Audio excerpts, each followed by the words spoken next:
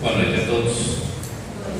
Temos o imenso prazer em recebê-los mais uma vez na comemoração do aniversário desta casa, nessa semana comemorando 73 anos de trabalho, de atividade, de estudos, de entrega a todos aqueles que aqui vêm à procura de recursos, de amparo, de orientação, e procurando empregar a doutrina espírita ali em benefício do próximo, em benefício do nosso espírito, aprimorando os nossos conhecimentos. E essa semana, então, nós temos a oportunidade de comemorarmos com palestras, com estudos, com aprendizado, com esse objetivo de clarear cada vez mais os nossos horizontes espirituais. Nós vamos fazer a prece de início, rogando a Deus, nosso Pai, que esteja conosco em mais essa oportunidade, em mais essa noite, que possamos levar conosco as informações, que possamos absorver dentro da nossa alma com clareza, propiciando então melhores raciocínios, melhores entendimentos sobre a nossa própria vida. Aproveitamos, Senhor, esses instantes para pedir em benefício deste mundo, de tantas pessoas, de tantos irmãos, encarnados e desencarnados, que sofrem, que se afligem, que se conturbam, que se desequilibram, que possam encontrar caminhos, recursos para conseguirem superar as suas dificuldades, as suas problemáticas. Que Deus possa estar sempre presente, que eles sintam a presença de Deus, que sintam o seu amor, que sintam o seu amor. Assim, Senhor, agradecemos por mais essa oportunidade de aqui estarmos. E com as suas bênçãos, pedimos a permissão para iniciarmos o trabalho de hoje. E assim estamos. Então, hoje nós temos a imensa e grata felicidade, de termos o doutor Alexandre Pérez, que já participou conosco algumas vezes dessa casa, de forma muito feliz na sua explanação, trazendo aí conhecimentos e pontos para nós estudarmos dentro da doutrina. Só para nós termos uma noçãozinha, o doutor Alexandre Pérez, o doutor nome completo, o doutor Alexandre Eduardo Pérez. Ele é médico do Programa de Saúde da Família, da Marília, clínico geral, homeopata, e dentro da doutrina espírita, na atualidade, ele está participando da educação continuada em psicofluidoterapia da comunidade do Rio de Barcelona. E foi humilde na sua colocação, porque tem outras tantas atividades que nós sabemos e outros tantos potenciais. Que Deus o abençoe e mais essa noite, assuma então.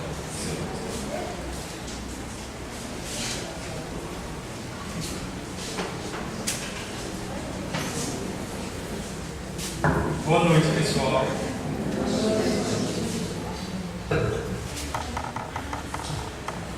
Dá para ouvir bem?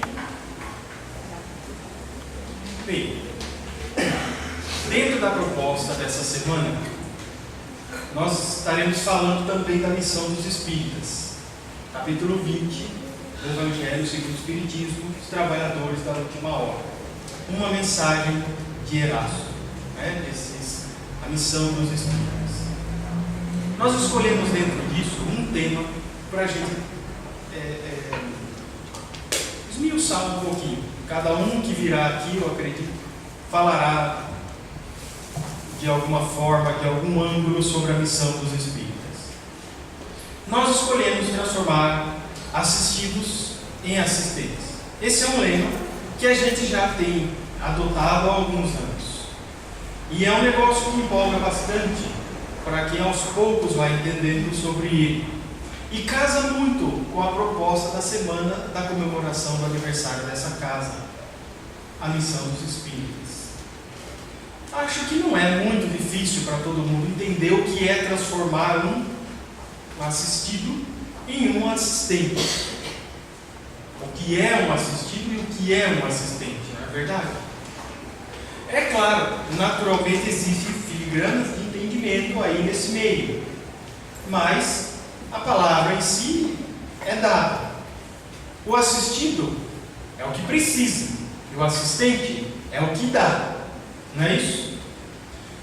Toda e qualquer atividade que a gente faça para transformar um assistido em um assistente nos interessa hoje. É o que a gente vai falar. Isso é tão vasto que nós procuramos identificar 3 modos de justificar esse tipo de atitude. Um modo mais religioso, um modo mais filosófico e um modo prático, que não chega a ser científico, mas prático. Científico para quem quiser. Onde é que a gente pode embasar religiosamente o fato de transformar assistidos em assistentes? É simples. Vamos começar pelo mais religioso que existe nas referências das nossas vidas: as leis divinas. As leis divinas são o manual que nos emancipa como espíritos. Ajudar a transformar assistidos em assistentes é emancipar o espírito. Portanto, emancipar a criatura rumo ao Criador. Quando nós colaboramos de uma forma indireta, de uma forma copartícipe desta obra, nós na verdade também estamos colaborando na emancipação dos nossos irmãos, companheiros espíritos de jornada. Toda a lei divina nos conduz de um estado de completamente dependentes, ainda como princípios inteligentes, até a emancipação completa do espírito, responsável por si mesmo, pelos seus atos, sabedor das suas obrigações, da realidade e se situando dentro da criação divina. Portanto, logo percebendo que para subir é necessário dar a mão para quem está embaixo. Transforma-se paulatinamente de um ser assistido, dependente, a um ser assistente. Vocês já não escutaram no Evangelho e no Livro dos Espíritos que o livre-arbítrio, conforme for se desenvolvendo dentro das nossas potencialidades, nos transforma em espíritos co-criadores? Ser co-criador é também ajudar em transformar um assistido em um assistente, inclusive nós mesmos. Transformar o assistido em assistente, neste ponto de vista evolutivo, é levar de volta a essência que o Criador espalhou nesse universo ao seu próprio Criador, vivificando essa essência divina, individualizando-a, enriquecendo-a com cavidade de conhecimento, de vivência, de assistência pela nossa parte, mas para que ela se transforme em alguém independente, é levar essa essência, esse espírito, rumo ao Criador. E o que é isso senão a essência da religião? Não é verdade? A gente tem aquele chavão clássico, né, que religião vem da palavra religare. Religar o homem a Deus. Transformar um assistido em assistente é ligá-lo de novo ao seu Criador, no ponto de vista do paradigma espírita, do ponto de vista das leis divinas. Fazer uma programação baseada nesses 2 pilares. Eis aí uma bela uma justificativa religiosa para transformar assistidos em assistentes. O próprio existir do espírito, na medida em que ele, criado como princípio inteligente, não individualizado, fazendo estágios nos diferentes corpos vivos, animais, vegetais, minerais, fluidos. Recentemente nós também basamos. Conforme ele vai devagarzinho fazendo esse tipo de transição, chega o momento em que o seu próprio cabedal de conhecimento lhe faculta o livre-arbítrio, lhe faculta a individualidade, lhe faculta o conhecimento do outro e, portanto, do Criador. Este processo de sair do instintivo para o racional, do animal para o humano, é um processo de nos tornar de assistidos a assistentes. Não é verdade? Como princípio inteligente, dentro da animalidade, da irracionalidade, nós somos completamente dependentes das leis divinas. Completamente dependentes dos nossos amigos e irmãos maiores, arquitetos do nosso universo local. Nós somos dependentes das condições da natureza, das condições do laboratório terrestre. Nós somos levados à torta e direito pelos grandes apetites, a fome, o sono, o medo, a agressividade, a libido.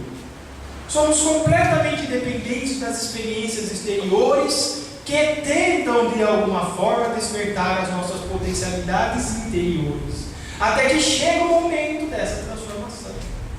E lá, no rumo da individualidade, do princípio inteligente para o espírito, nós então vamos caminhando em direção a nos tornarmos não tão mais assistidos, mas um pouco mais na condição de ajudar.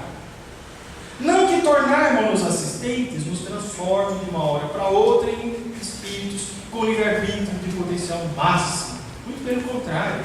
O livre-arbítrio é relativo e a potencialidade de nos tornarmos assistentes é relativa. Quem é o nosso próximo mais próximo? Aquele que está próximo, bem próximo. Não é? É aquele a que nós vamos ajudar. Lá nos homens das cavernas, quem era o próximo mais próximo? Quem era aquele que a fêmea prenhe poderia ajudar? Sua cria. Ainda primata, porém mamífera, porém gestante, com uma cria completamente dependente, assistindo aquele que lhes torna-se completamente dependente. A evolução transformou o assistido em assistente relativo. Tudo isso faz parte da história natural da criação divina. Vamos para frente. Vamos pegar uma justificativa filosófica. Qual é o molde de filosofia de vida mais puro e sublime que nós temos hoje na Terra? Jesus. Fora de questão. Mas Jesus adotava essa filosofia de transformar assistidos em assistentes? Só adotava essa filosofia, minha gente. Se nós prestarmos atenção em tudo que ele fez, em tudo que ele exemplificou, em tudo que ele deixou como ensinamento, é para que nós pudéssemos deixar a condição de seres indolentes, preguiçosos e ignorantes e evoluir para a condição de seres responsáveis, com iniciativa própria, a caminho de uma evolução, de construção pessoal, melhorar o nosso merecimento. Todos os dizeres clássicos de Jesus apontam para alguma faceta desse tipo de fenômeno. Tudo que ele fez foi para que a gente conseguisse caminhar com os próprios passos e ajudá-lo. Você quer ser salvo? Toma a tua cruz e segue-me, minha filha. Faça o que eu faço. Eu sou o caminho, a verdade e a vida. Faça por você mesmo. Tome a tua cruz e segue-me. Mas ele falou um monte de outras coisas que a gente poderia deixar subentendido. Por exemplo, vai e não peques mais. Para com esse negócio de ficar simplesmente esperando que a vida te beneficie. Não erre. Transforme-se, emancipe-se. Torne-se autossuficiente e responsável pela sua felicidade. Eu te curei agora, mas vá e não caia de novo. Não fique doente outra vez. Pare de ser assistido. Assista a si mesmo, se for o caso. Tua fé te curou. Por que tua fé te curou? Porque antes você se colocou na posição de quem não necessitava, mas merecia a cura. Não pedia, mas estava em condições de receber. Tua fé te curou. Você se esclareceu, você acreditou, você agiu. Te curou não porque você é um assistido ainda, mas porque você teve mérito. Outras coisas, a cada um segundo as suas obras, não é isso que a gente escuta por aí? Bastante. A cada um segundo as suas obras diz exatamente isso. Olha, meu amigo, semeie, faça, rápido, que a evolução não está correndo. Assista a você mesmo, assista ao próximo, não queira ficar sendo só assistido. Faça, a cada um será dado segundo as suas obras. Por quê? Outra coisa, a felicidade não é desse mundo. Quando Jesus diz assim, ele não quer dizer que nós precisamos ficar aqui nesse inferno triste, escuro. Diz que construa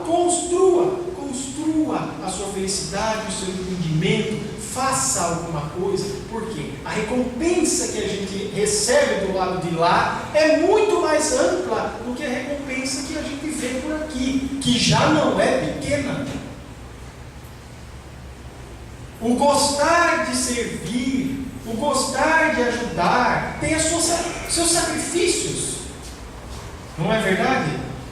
Tem as suas renúncias. Por isso ele diz: a felicidade não é desse mundo.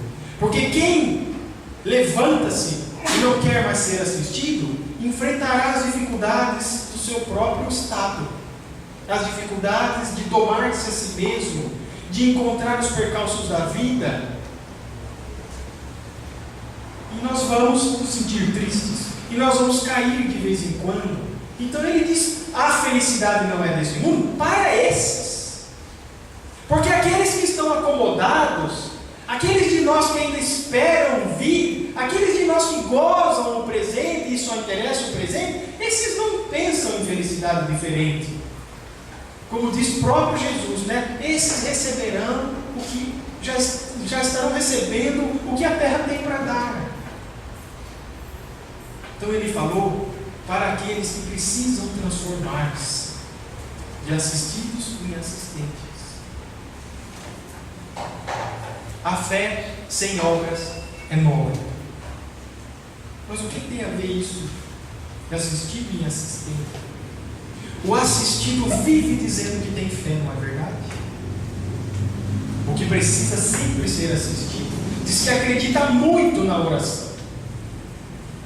Não é verdade? Eu acredito muito na oração, eu peço muito e peço com fé, mas sem obras eu não tenho merecimento. E por fim, minha gente, a nossa coroa. Fora da caridade não há salvação. Qualquer tipo de caridade, para com você, para com os outros, qualquer tipo de caridade. O que é a caridade? Uma vez nós dissemos aqui, a caridade é o amor em ação, é o amor materializado. Se o amor é um estado de ser, e não simplesmente um sentimento, mas um estado de ser, a caridade é aquele que põe para fora, materializando o seu estado de ser chamado amor. E quem põe a caridade para fora, assiste. Essencialmente, assiste aos outros e indiretamente a si mesmo. Fora da caridade não há salvação, portanto, fora da assistência, fora da promoção, não há salvação. Eu preciso me transformar num promotor de pessoas, num promotor de espíritos, num assistente também, num co-criador no meu minúsculo universo, para que eu seja salvo. Alguém tem dúvida perante isso? Que então esta filosofia vem sendo por nós permeada, desde quando nos tornamos espíritas, ou até muito antes, com outros nomes, claro, com outros nomes. Mas enfim, como operacionalizar isso? O que é transformar-se de assistido em assistente? Como eu posso ajudar nesse tipo de coisa? Por que eu estou dizendo isso? Por que chegamos nesse ponto? Porque é fácil compreender, não é? Como mudar de estado. A gente compreende o estado de assistido e o estado de assistente. É fácil. O difícil é como eu chego lá. E por que eu chego lá?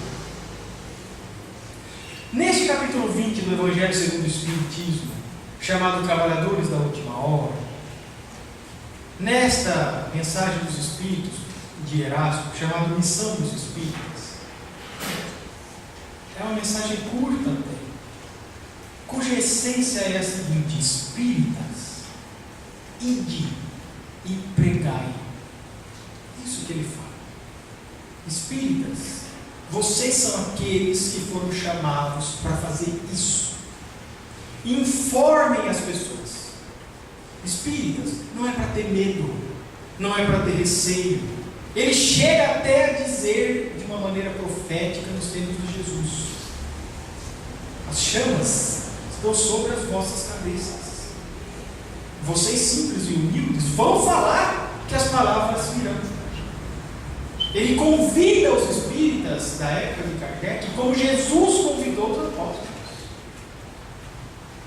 ide e pregai. É o convite de Erasto.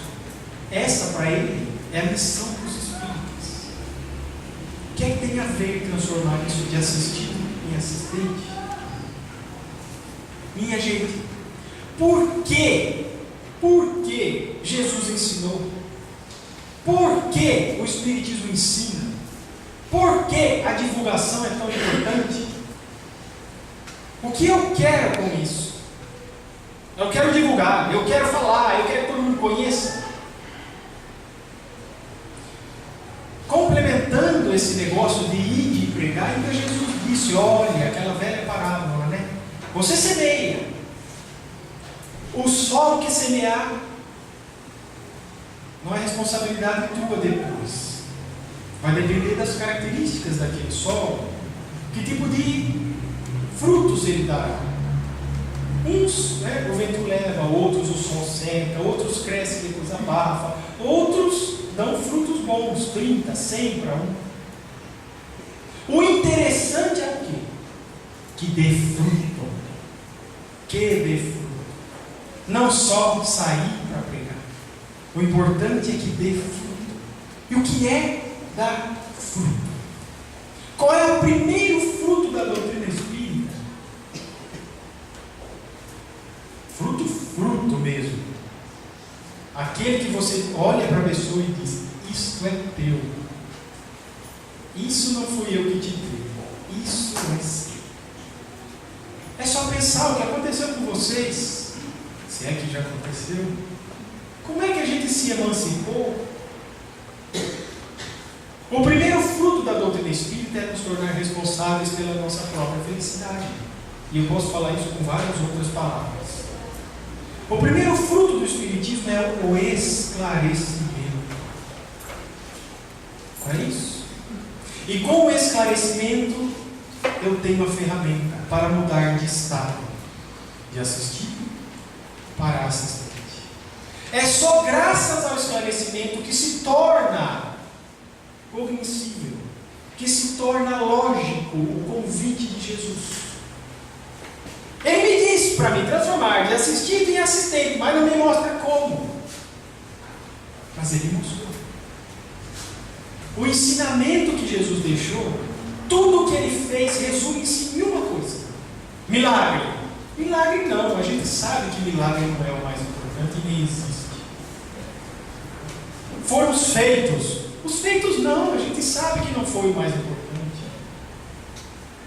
O mais importante na tarefa de Jesus, sem dúvida nenhuma, e foi continuado por todos os outros que o precederam, foi o esclarecimento.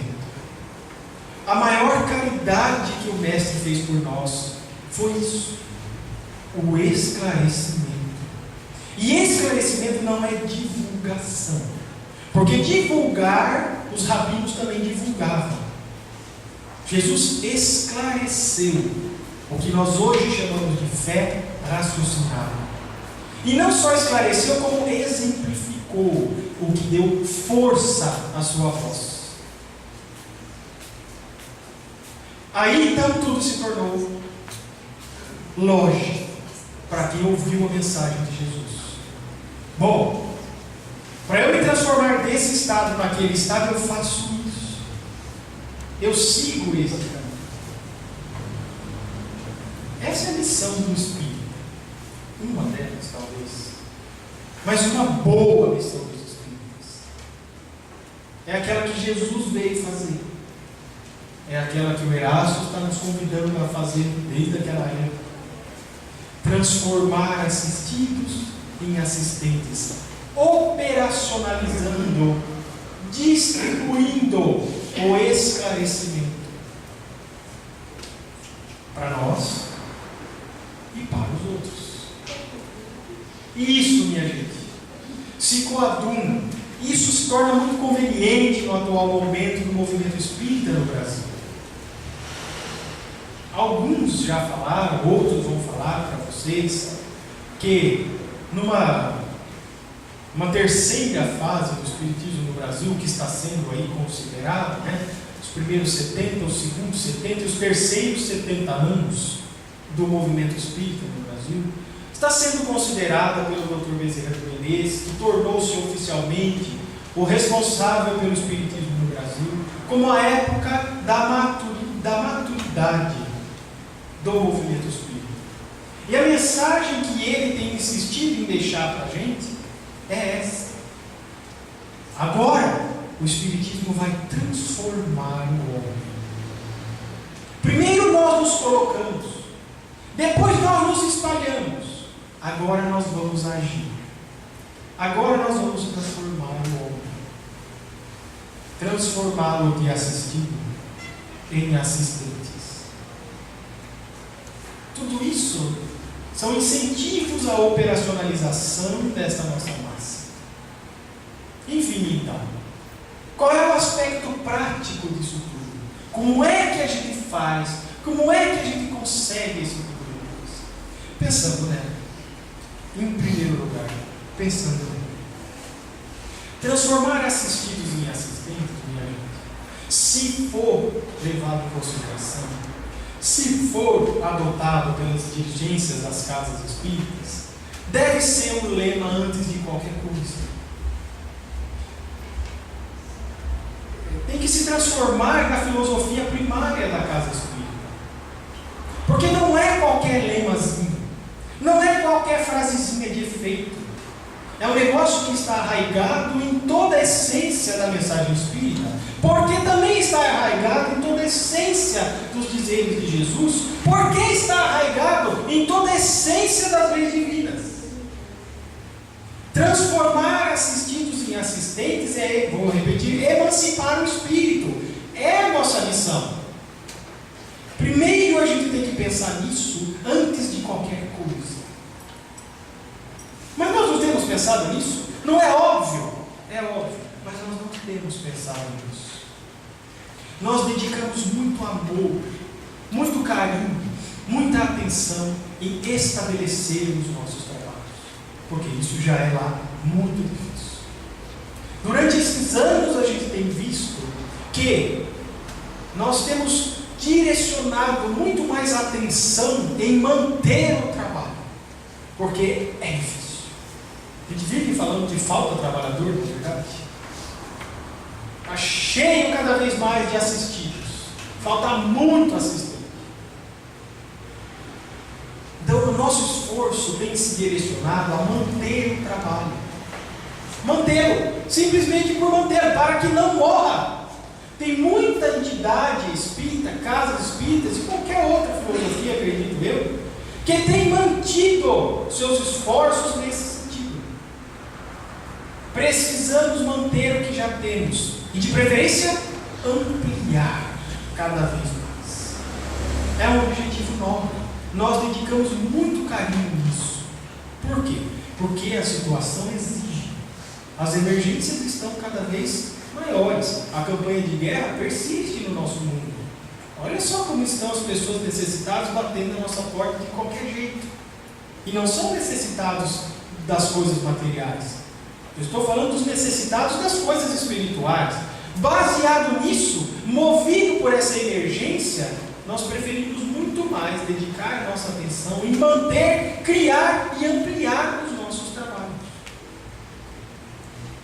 De acordo, inclusive, segundo o Dr. Bezerra de Menezes, com esta segunda fase de 70 anos, que a gente precisava divulgar o Espiritismo. Muito bem. Isto, porém, traz lá na frente, como vem trazendo, um efeito colateral. A nossa ânsia de assistir não tem transformado o assistido em assistente. Mas a gente quer, não é por falta de querer, não é por esquecimento, não é por banalidade, não é por irresponsabilidade. A gente deseja muito que nas nossas palestras do dia a dia, que nas nossas atividades assistenciais, materiais, que nas nossas reuniões de desobsessão, nos nossos cursos de passe, disso, daquilo, a gente deseja muito que dali saiam trabalhadores. Não estou mentindo. A gente deseja muito que isso aconteça. Porém, isso não acontece. Ou acontece muito pouco. Por quê, meus irmãos?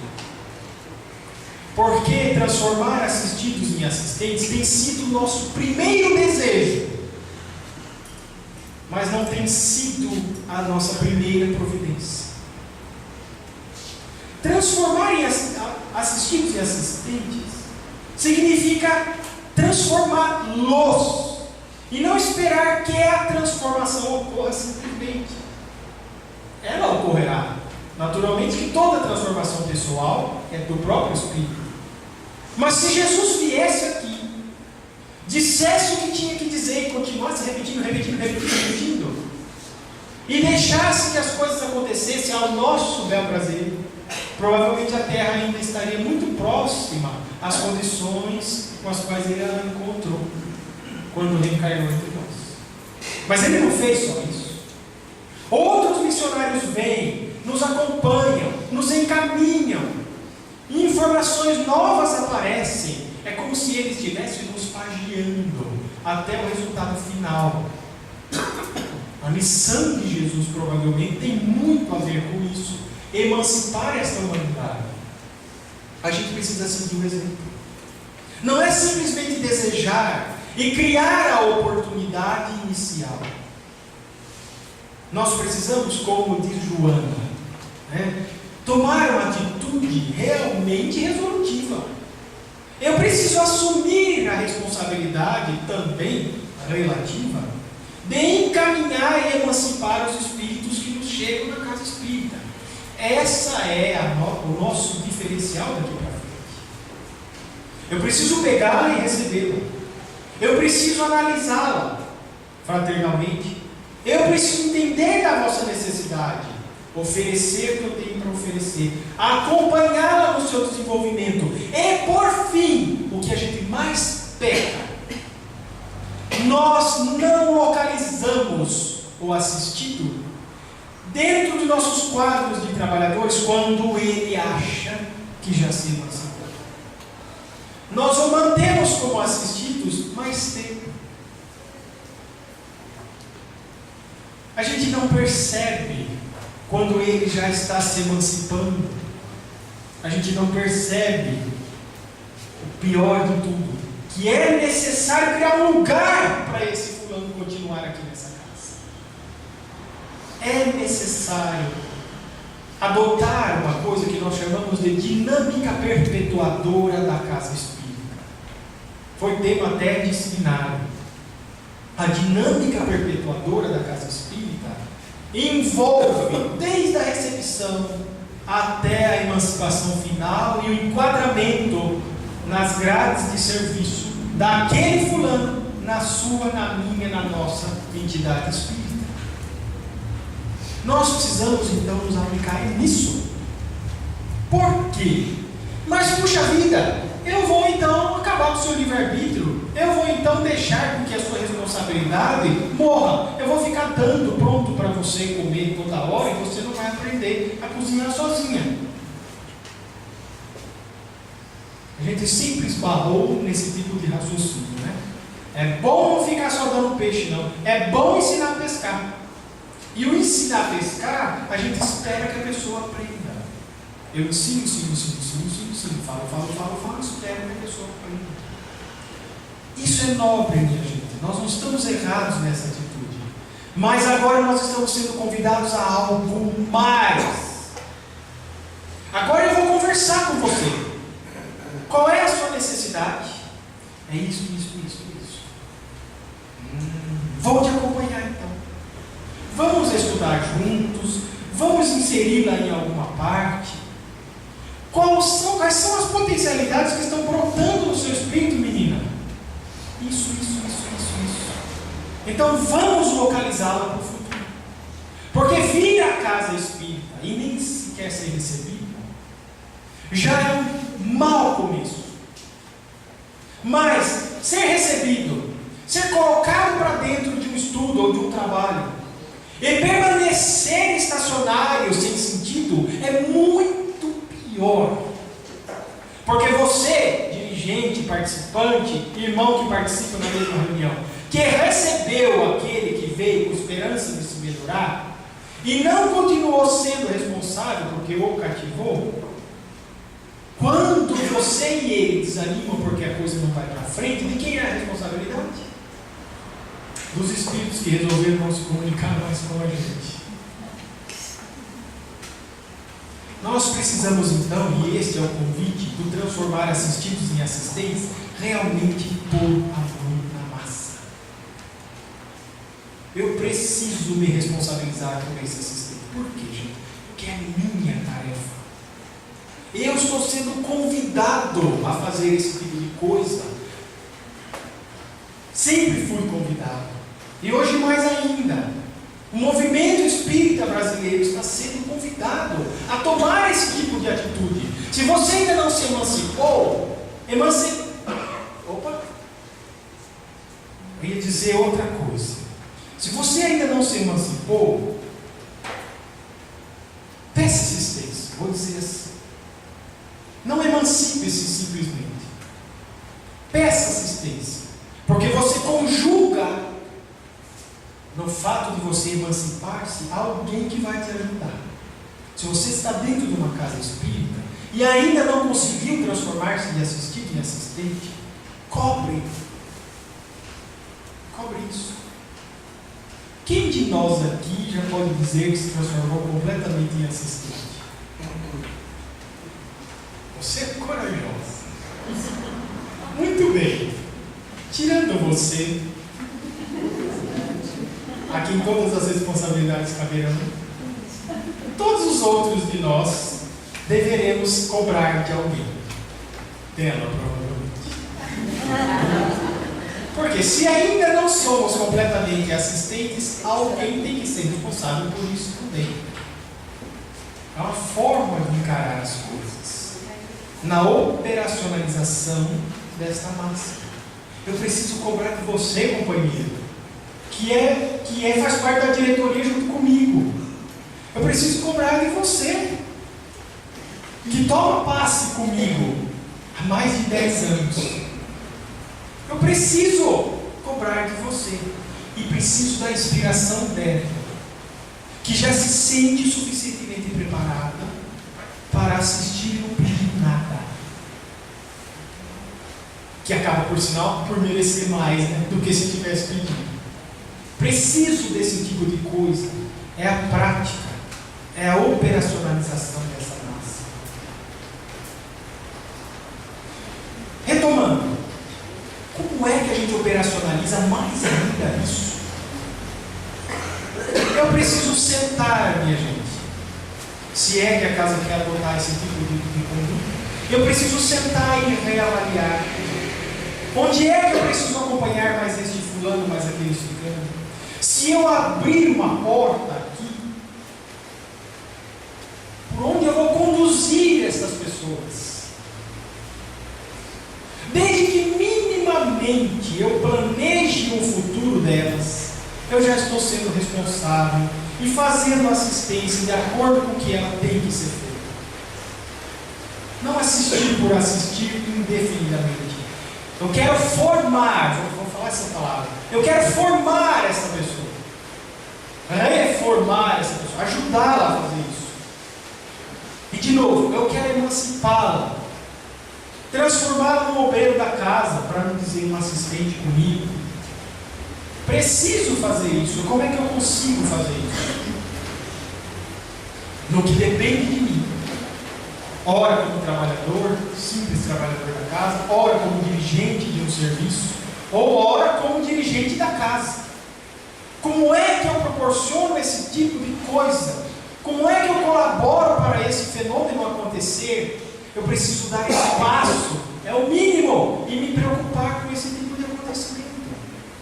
Porque, como eu dizia, essa é a minha tarefa, é a minha missão como espírita, é o meu objetivo maior, além de emancipar-me, emancipar o meu irmão, o meu colega, o meu amigo, aquele que sofre comigo, aquele que ri comigo.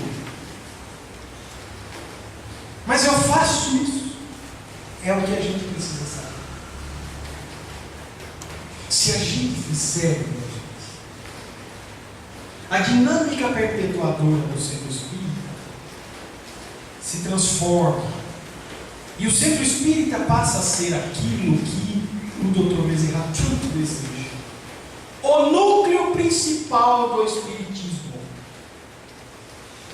Concentrar-se-á nas atividades do centro espírita, como célula educadora e emancipadora, transformadora do espírito humano. Essa é a principal tarefa do espiritismo daqui para frente. Repeti muitas vezes na nossa conversa.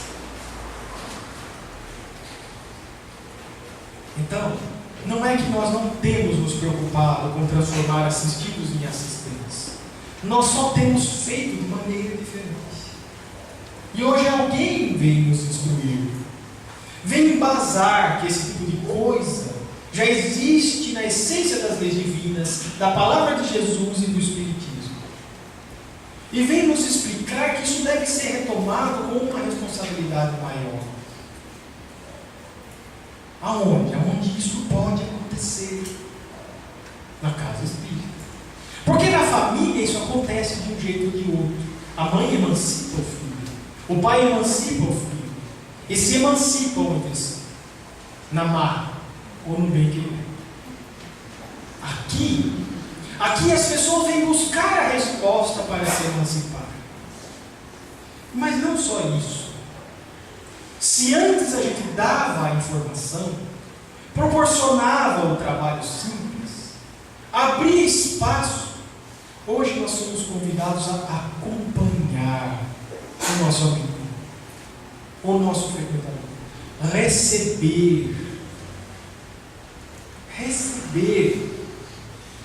perguntar, acolher, que é muito mais do que receber, oferecer, escutar e oferecer, acompanhar este progresso e, por fim, colocar essa pessoa, entre aspas, no mercado de trabalho,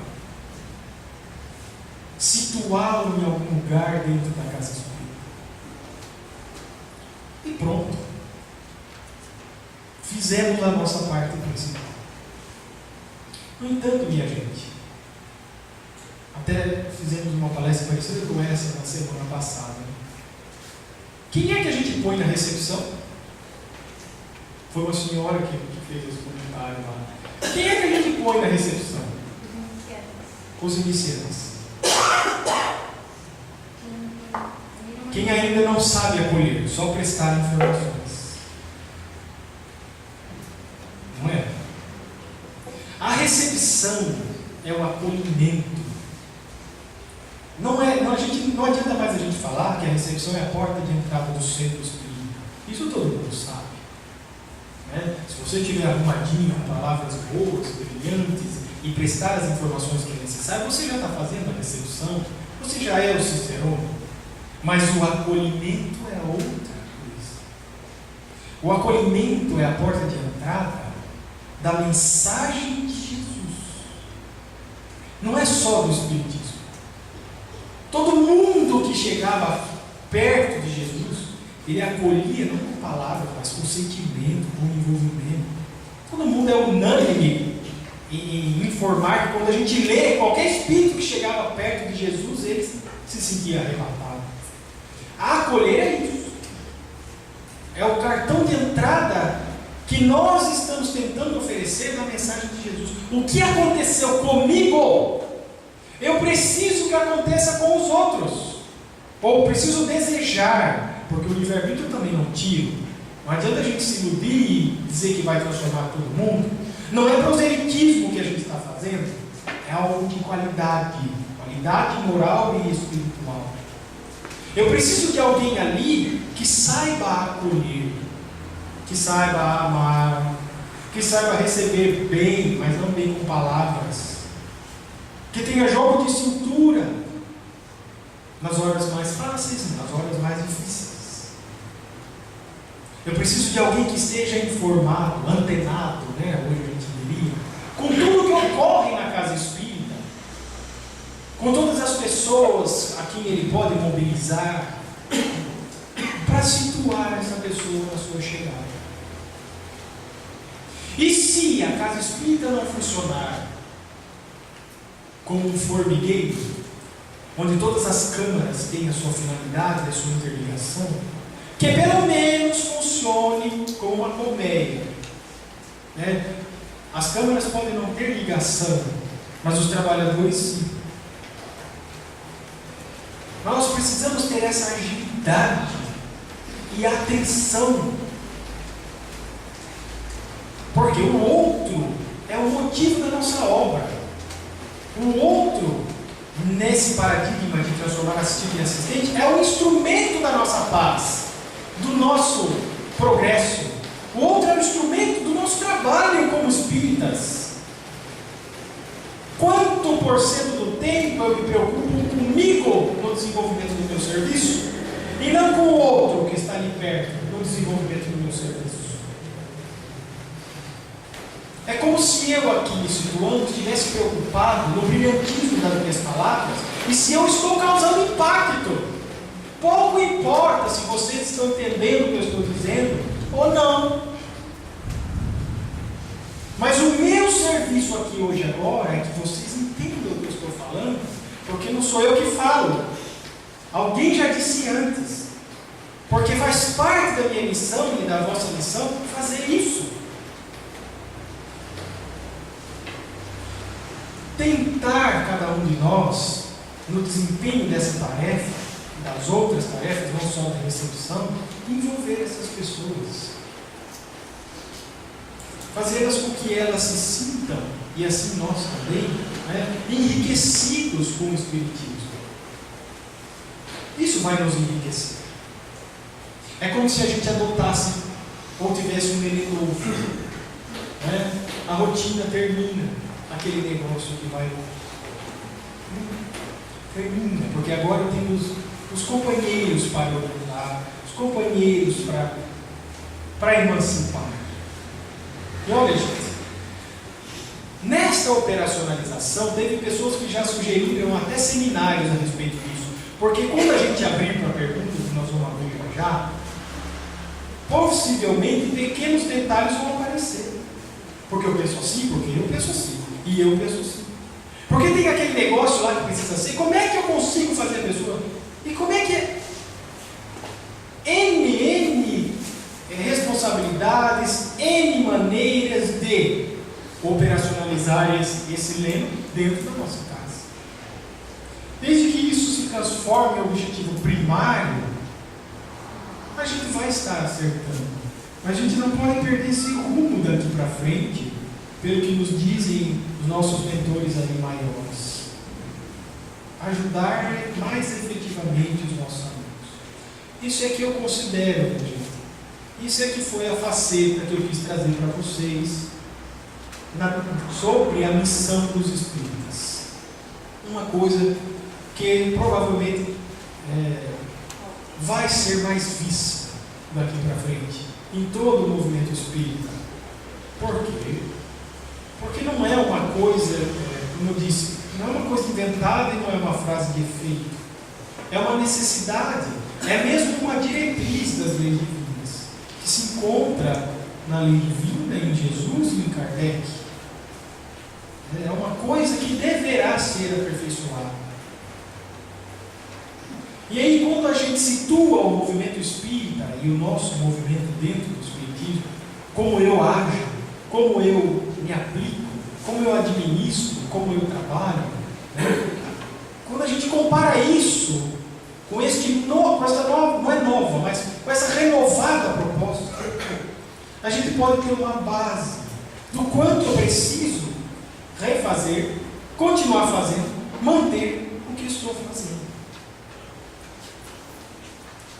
Pensemos sobre isso.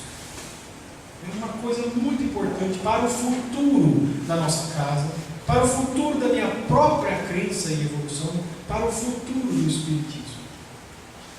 Nós precisamos transformar as pessoas. Nos transformando juntas.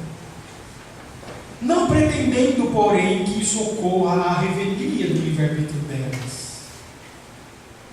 Portanto, também nós precisamos nos especializar em transformar as pessoas. Especializar-se em transformar as pessoas, assistidos e assistentes, inclui criar o ambiente e todo o caminho que esta pessoa deve fazer sob a vossa assistência. Uma assistência que não seja simplesmente paternalista, uma assistência que não seja como só dar o peixe ou ensinar a pescar, muito pelo contrário.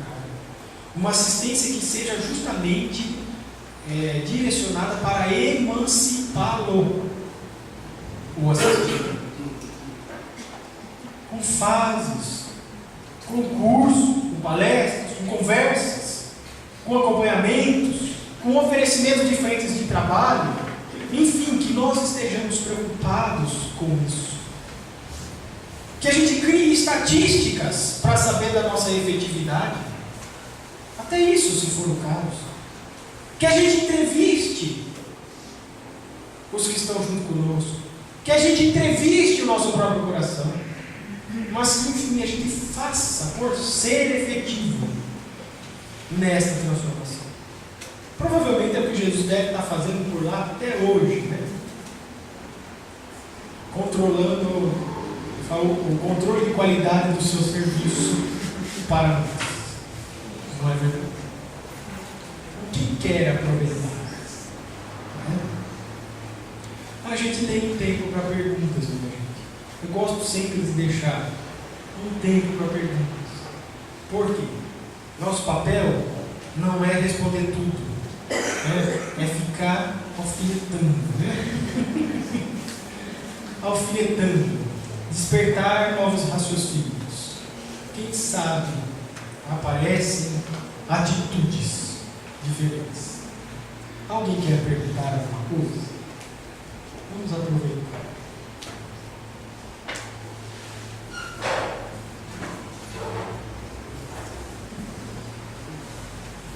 Quando é que eu sei que de assistido eu posso ser assistente? Como é que desperta isso? Boa pergunta, né? Como é que eu sei que de assistido eu posso ser assistente? Olha, vou responder para você da maneira mais simples e, portanto, incompleta. Se você for envolvida adequadamente neste processo, aqueles que planejaram este processo conseguirão fazer com que você, e só você, perceba isso. Quais são os sinais mais óbvios? Os sinais mais óbvios são: eu já não preciso mais de tal coisa. Eu já não me sinto mais desamparada. Eu já sei que tenho espiritualidade junto comigo. Fulano, você por que não podia ajudar naquilo? Eu já comecei a ter curiosidade sobre as coisas diferentes daquela que eu vim buscar. Por exemplo, eu só vim porque minha mãe desencarnou e eu quero muito saber como ela está.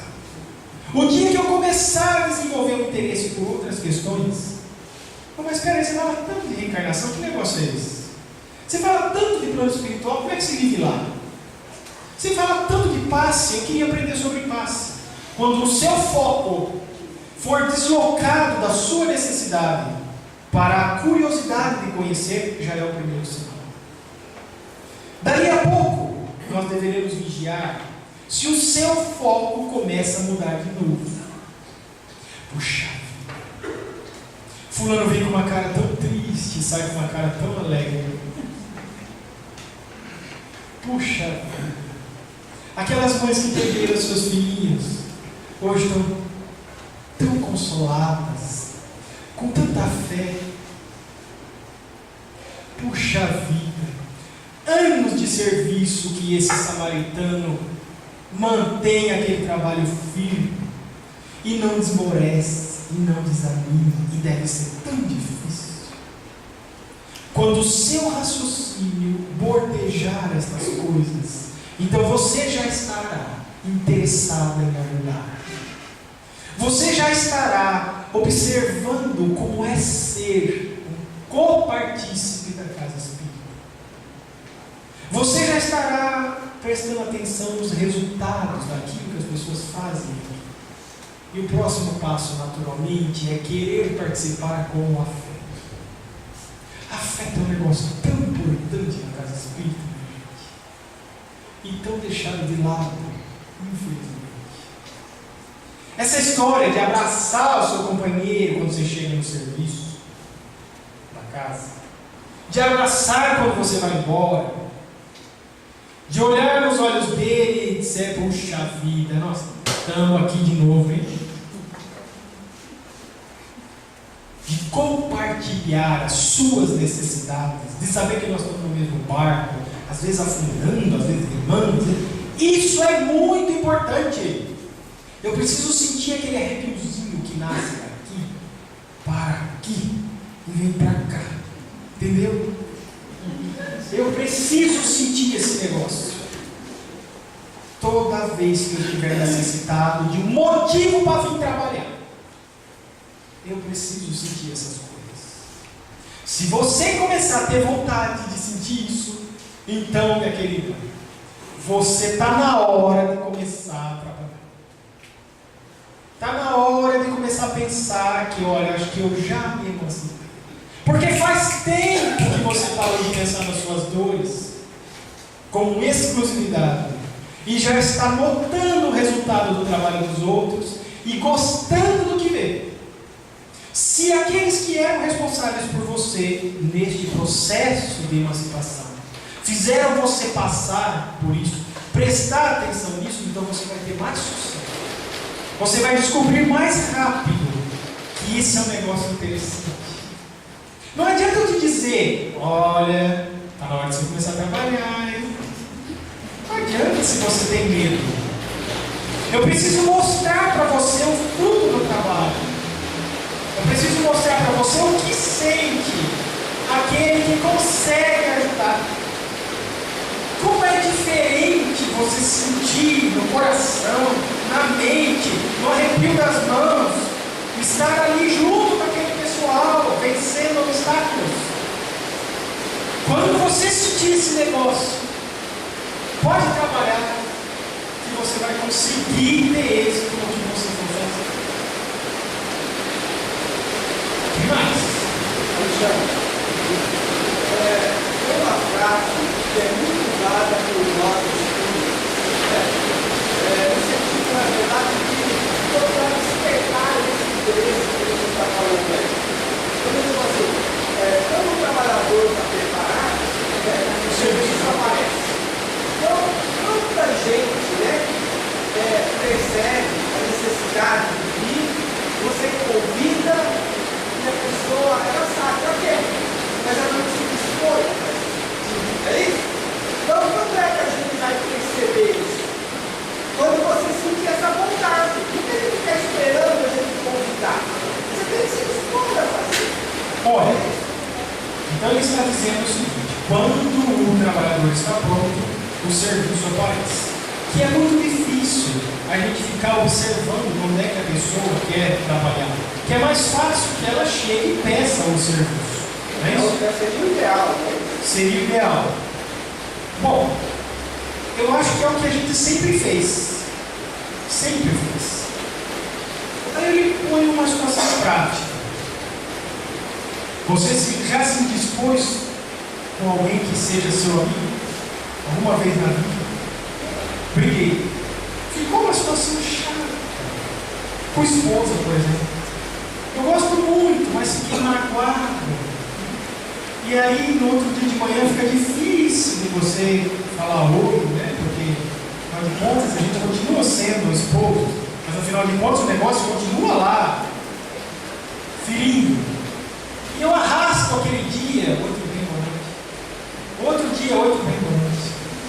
E o outro dia, 8h30 da noite. E tem gente que arrasta isso anos. Por quê? Porque se o outro tivesse chegado e falado: Fulano, me desculpa, vamos conversar. O seu encanto quebrado. Porque você ficou com medo de chegar, você ficou com receio, foi até conversar com o seu amigo para ver se te dava uma dica e ficou sair dessa situação. Então essa postura de esperar que a pessoa chegue não está errado. Mas tem algo mais para você fazer. Se você quer ajudar e se interessa por aquele fulano, pergunte sim. Fulano, como é que você está se sentindo? E ela falou: como é que eu sei que eu estou pronta? Você tem que dizer para ela está te perguntando. Eu respondi desse jeito que eu conheço. O que você está sentindo com relação ao centro espírita? O que você está sentindo com relação à sua tarefa? Olha, eu vim querendo trabalhar. Vocês conhecem aquele negócio chamado medalhão? O sujeito vem lá de São Paulo, né? Olha, eu trabalhei na Federação Espírita, lá eu frequentei por 20 anos. Fiz muita palestra, era doutrinador e tenho faculdade. Ele vem já querendo que você lhe faculte o acesso a tudo quanto é tipo de escaninho do seu centro espírita. Mas aí você oferece o serviço. Aí ele vê as coisas,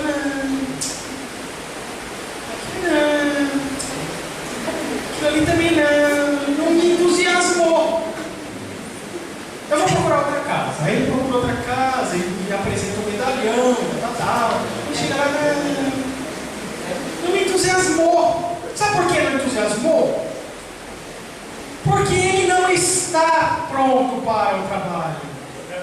Ele pede, mas não está pronto para o trabalho. Ele quer alguma coisa que lhe dê satisfação. Ele está dizendo para você, mascarado de espírito de serviço, que ele na verdade é um assistido, um necessitado. Ele precisa de qualquer coisa que lhe dê satisfação. Por isso que ele não se coaduna com o serviço que se ofereceu. Ele não passou por um processo que ele disse para ele. Ele não veio conhecer as pessoas. Ele não veio sentir as vibrações. Ele não veio se sentir responsável. Ele não vibrou com você no meu queridozinho aqui. Não fez. Se ele não fez isso, ele pode procurar você para o trabalho. Se ele não passou por esse processo, ele não é um assistente ainda. Então por isso que é muito mais fácil você, que supostamente já conheceria o processo, ficar de olho naqueles que estão junto com você. Fulano, apresenta os sinais. Às vezes nem ele sabe, né, que está pronto para o serviço. Mas é aquele negócio, você mesmo disse, quando o trabalhador está pronto, o serviço aparece. Quem vê que ele está pronto? Se não sou eu, alguém vê. É a providência divina. E se é a providência divina, é algum espírito intermediário dela. E se é algum espírito intermediário dela, é alguém que se responsabilizou pelo meu progresso. Alguém me intuiu, alguém mostrou o caminho, alguém falou para mim, o serviço apareceu. Por que eu não posso também estar nesse lugar? Como um intermediário, eu posso. É esse o convite. Nós sempre fizemos isso. E não está errado. A gente sempre abriu. Você quer trabalhar fora? Vamos abrir. Você quer trabalhar fora? Está aqui. Mas realmente é o que você diz. De 50 que aparecem em 2 meses, não fica 3. Todo mundo querendo frequentar a reunião mediúnica. Todo mundo querendo dar passe. Todo mundo querendo fazer palestra. Mas se o negócio não é bacana, não é legal, não dá aquele tchan que eu achei que dava. Sabe por que não dá, minha gente? Porque não tem como vir de fora para dentro. Se eu não tenho o que dar, não tenho o que dar. Eu fui lá para receber a sensação de fazer palestra, a sensação de ver o médico recebendo o espírito, a sensação de dar paz. É um hobby. Se eu não tenho primeiro a motivação por dentro, não tem por que eu estar naquele serviço. Quem vai ver isso para mim? Quem está capacitado para ver? Quem vai me oferecer a oportunidade de se envolver? Quem pensou nisso? Porque eu não posso exigir daquele que vem para o centro espírita agora o que eu aprendi depois de muitos anos de estudo e serviço e batido de cabeça. Então eu tenho que acolher aquele como quem realmente não sabe aonde tem que chegar. Mas eu tenho que mostrar para ele, tudo bem? Eu sei que você não sabe de nada. Mas olha, nós vamos passar por esse processo juntos, gradativamente. Um dia você vai exteriorizar sinais. E devagarzinho eu vou te localizando, ou você vai pedindo. Se ele passar por esse processo, realmente ele vem te pedir. Acho que muito antes de você perceber que está na hora de convidar. Realmente ele vem te pedir.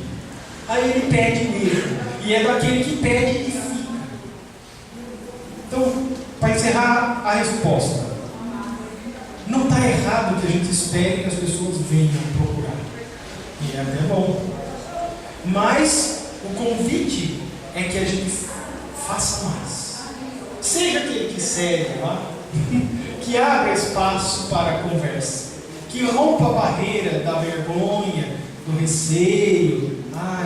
Esse pessoal aqui já tem a turminha deles, né? Eles estão aqui há tanto tempo, eu acabei de chegar no centro, já vou vir pedir serviço, eu me ponho numa condição muito frágil. E se ele fala não? Não, tem várias renúncias. A gente faz isso. A gente se põe na defensiva quando vem pedir serviço em qualquer lugar. Então, assim, não está errado, mas poderíamos fazer também diferente. Está dentro para mais? E aí?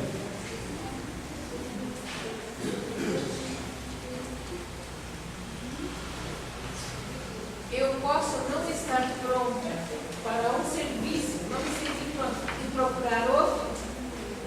Claro! E se você procurou outro, foi por quê?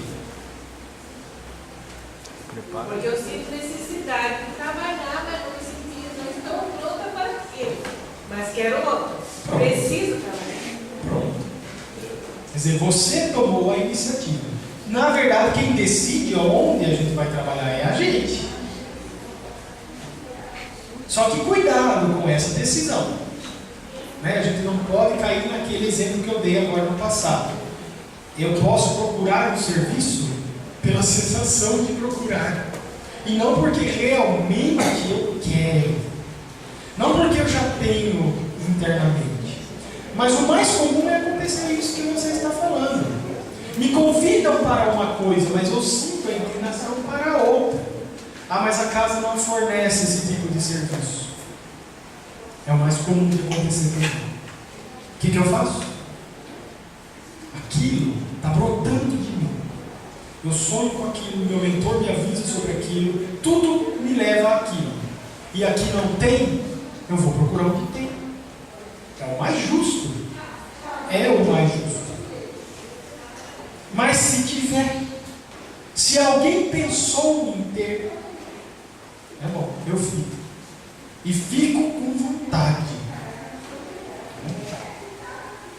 Então assim, decida o serviço que você quer prestar. É você que decide. O que mais? Ou propõe a casa que abra aquele tipo de serviço. Se você tiver coragem, proponha a casa que abra aquele tipo de serviço. Porém, não esqueça. Como é fácil, O senhor já disse. Quando você abre um serviço, não é para a sua satisfação somente. A gente deve tirar satisfação do serviço. Mas você deve pensar da mesma maneira que você quis que os outros pensassem com você. Quando alguém adentrar o seu serviço, você deve pensar em transformá-lo de assistido em assistente. Porque senão você perpetua o mesmo erro. Eu criei este microambiente para a minha satisfação. Veja quantos assistidos existem aqui. Veja quantos anos eu levo esse serviço praticamente sozinho. Mas não veja, porque eu também nunca enxerguei, quantos saíram daqui e passaram para o lado de cá. Então, quer abrir esse serviço? Abra. Mas faça de acordo com a sua filosofia que foi bom para você. Se a casa permitir.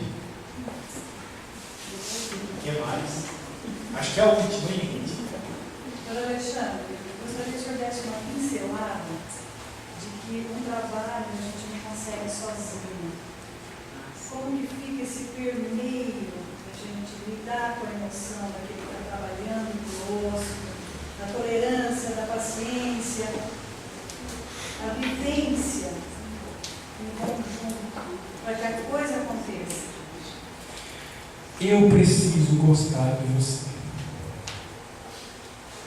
Do fundo do meu coração. Se não tiver afeto, eu não trabalho com você.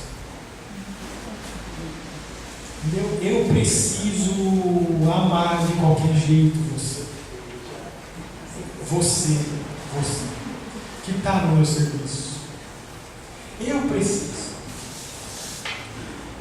Uma das primeiras providências a serem tomadas na casa espírita, eu já disse, é o costume de exteriorizar o afeto. A gente precisa se gostar. Espíritas, amai-vos. Depois, destruí-vos. Eu preciso gostar de você. Se eu gostar de você, eu faço qualquer coisa naquele serviço. Qualquer coisa. É difícil, é aquilo, mas eu tenho o que para dar. Eu tenho um afeto e compartilho isso com você. Minha querida. Se isso é por nós, o que vai ser contra nós? É claro que a espiritualidade inferior vai mexer os pauzinhos dela, mas e daí? Faz parte do processo. Enquanto eles fortalecem a capacidade de minar, eu fortaleço a capacidade de frutificar. Oh meu Deus, que beleza! Vou dizer para você que eu só conheço uma casa, eu também frequentei tanto, né? Que sinto esse tipo de coisa há 10 anos atrás. Graças a Deus, a gente vai desenvolvendo isso com as outras depois, né? Depois que viu que era bom, o negócio começa a progredir. Mas teve uma casa há 10 anos atrás que ofereceu esse tipo de serviço emocional, esse tipo de compartilhamento. Oh, minha gente, isso é igual a dupla plantinha que está crescendo. Isso é igual um guarda-chuvinha naquela plantinha que está no sol, sabe? Torrando. Isso é igual um copo d'água fluidificado para quem está morrendo de sede. Esse é o ingrediente chave da manutenção do serviço de uma casa. Afeto. Afeto e afeto. Amor. Se não for amor, que seja dele o afeto, a atenção. Mas aquele que eu disse para vocês, que dá arrepio de ver aquela pessoa junto ali trabalhando. Mas que bom, fulano, que você está aqui. Não precisa exteriorizar, mas tem que sentir. Puxa vida, olha, eu conheço aquele sujeito ali. E eu sei das coisas que ele fez, que ele faz, das dificuldades que ele tem e do valor que esse sujeito tem. Isso me comove nele. Oh, beleza! Ele vai compartilhar comigo porque eu vou oferecer para ele o meu afeto espiritual. Mesmo que ele não tenha muitos valores, mesmo que seja só a necessidade dele que me faça simpatizar por ele, não importa. Não importa, minha gente, faz parte do nosso exercício. Antes de nos transformarmos em assistentes, a gente tem que saber amar. Amar. De qualquer jeito, amar. Isso mantém os tijolos de uma casa espírita de pé. Os tijolos de uma casa espírita são os corações. Isso mantém eles em pé. Mas muito em pé. Se eu fosse dar para você uma pincelada, eu começava por aí. Dá para trabalhar sozinho? Ah, não dá. Não dá. Nem fazer palestra não dá para fazer sozinho, porque se não tiver quem escuta. Nem palestra não dá para fazer sozinho. Não dá para trabalhar sozinho. Quanto mais responsabilidade envolve o serviço, mais companheiros eu preciso. Mais companheiros eu preciso. Agora, pensa bem, gente. Quando a espiritualidade lá de cima diz assim, a gente precisa de companheiros. É isso que eles querem. Não é gente que veste a camisa por vestir, que é pontual no centro espírita de segunda a segunda. Não é isso. Não é o simples pau para toda obra, que carrega qualquer negócio e entrega a qualquer lugar, onde for. Não é isso. O que o pessoal da espiritualidade quer é um compromisso esclarecido, consentido, com base no amor, com base no sentimento. Eu vou porque eu amo aquilo que eu estou fazendo. E aquelas pessoas. Oh, minha gente, quando você sente a aproximação da espiritualidade, com essa intenção, ai meu Deus do céu, é o seu combustível do mês. Quando você sente aquela entidade, ou aquelas entidades, ou a espiritualidade que nos convida ao serviço, nesse nível, você se completa. E aí, pouco importa o que fulano falou, pouco importa o que fulano pensa, pouco importa até onde eu estou, só importa o que eu vou fazer, e o que eu estou fazendo, e o que eu estou sentindo. Você desempenha, você coloca uma maravilha, né? É igual aquela dobradiça que fazia nheque, e alguém jogou aquele óleo maravilhoso. Tudo funciona, tudo colabora para tudo acontecer. É o lubrificante do amor nas engrenagens da casa espírita, entendeu? Mas sozinho eu não faço nada. Posso distribuir sementes, mas eu vou ter que esperar que elas germinem. Sozinho eu só faço para mim, porque o único responsável por mim sou eu mesmo. O único que constrói sozinho sou eu, a mim. Mas numa obra que é coletiva, não tem como ser individual. Você quer angariar pessoas para fazer um serviço, por exemplo, porque você precisa de uma coletividade? Conscientize as pessoas e não convide só. Gente, faça como nós estamos fazendo aqui hoje. Seria muito fácil eu chegar aqui e falar, olha, seria necessário abrir uma recepção, é necessário um serviço de entrevista, é necessário alguém que faça o atendimento fraterno, mas que também acompanhe essas pessoas. Eu vou precisar de um serviço de obsessão, 4, 5, 6 cursos, cada um numa área de especialização. Eu vou precisar que todas as frentes de trabalho se desenvolvam para absorver essas pessoas que vão se formar daqui 2, 3 anos. etc, etc, etc. Podia fazer isso. Mas não estou fazendo isso.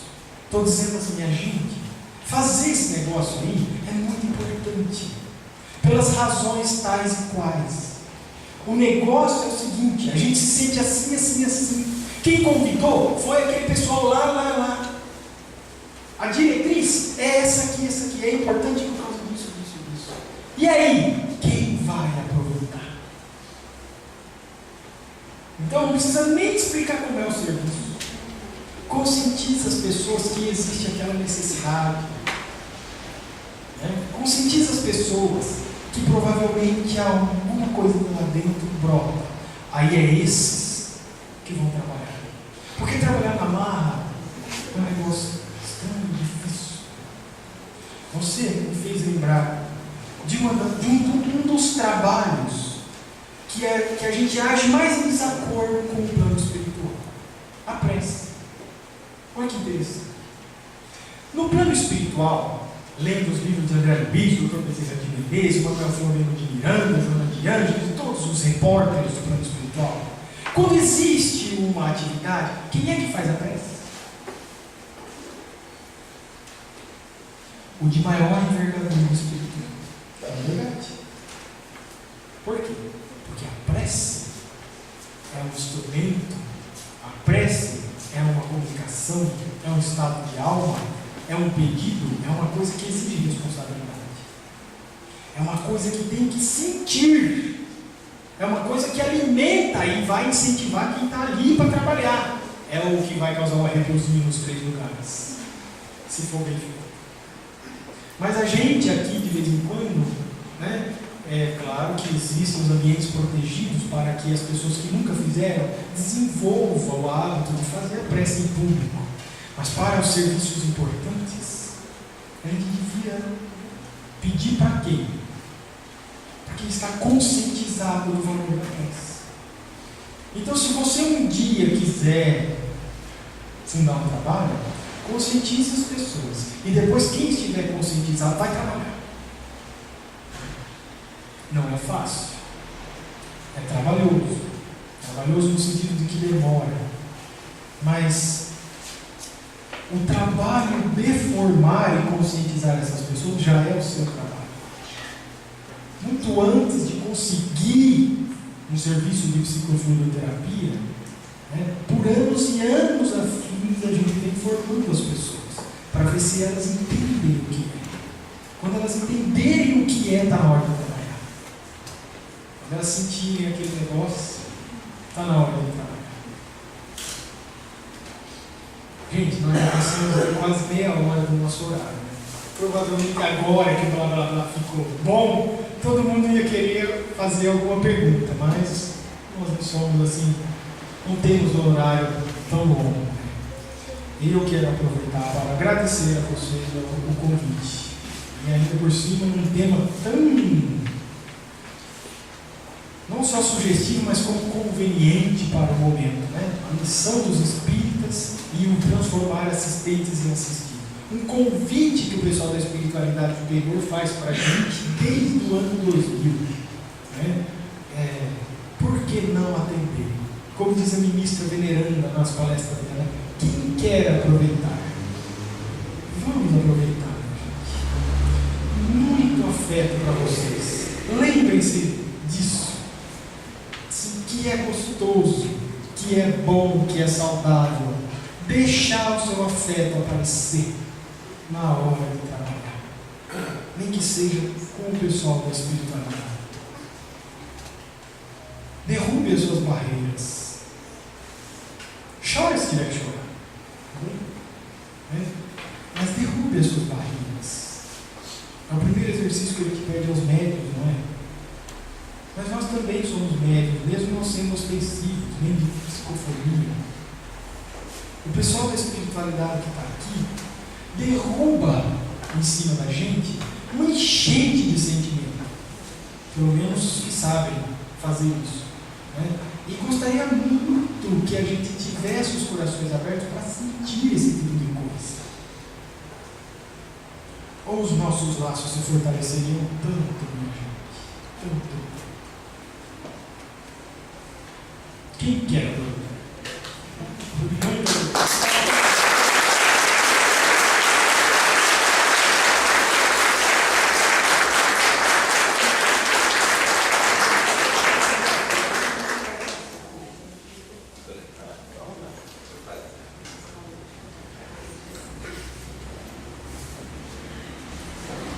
Meus irmãos, foi um momento elevado, não é mesmo? Então vamos lembrar que nascer, viver, morrer, renascer ainda e progredir sempre. Tal é a lei. Somos criaturas em crescimento, aperfeiçoamento e libertação. E no grande rio da vida, nós vamos recebendo afluentes, como recebemos hoje, engrossando o cabedal dos nossos conhecimentos e tendo Jesus como timoneiro, nós vamos chegar ao mar da serenidade. Vamos agradecer a Deus nosso Pai, o Senhor da vida, o Supremo Espírito da verdade, que sopra em nós a força eterna da incessante renovação. Por estarmos sobre o palio da doutrina espírita e por compartilharmos pelo pão do Espírito, como fizemos hoje. E com a oração dos irmãos, que brotou dos lábios do próprio Jesus, nós vamos dar por encerrados os nossos trabalhos.